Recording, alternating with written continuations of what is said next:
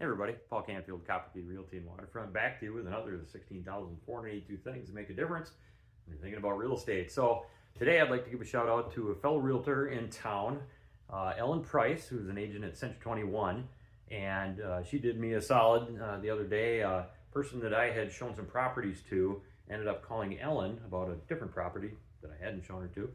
And Ellen did the right thing by, part of our realtor code of ethics says we're supposed to not step on other contracts, other agents' toes. And so she asked the person, have you been working with an agent? And the person said, yeah, Paul showed me some stuff. And then Ellen redirected that person back to me, which is nice. Thanks, Ellen. But aside, code of ethics aside, why does that happen? Why do people end up calling? Now, partially the onus is on me for I need to educate that person better on the fact that for all things real estate, she can call me and I can guide her on the answers.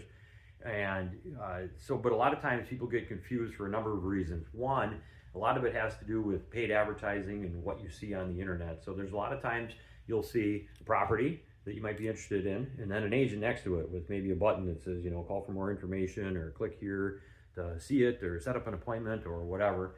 And they might think that maybe that agent's the listing agent. Maybe it'd be quickest to get an answer right from them. Maybe they're the one that knows the most. Other times buyers are just maybe being polite. They think, well, my agent, he's busy or she's busy or something.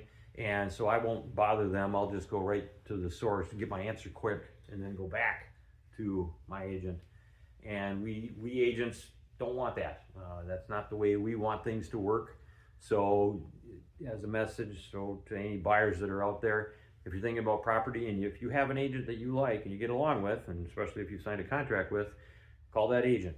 For anything real estate, call them. And then if they don't have the answer, they'll direct you on where to get the answer, or they can find out the answer for you.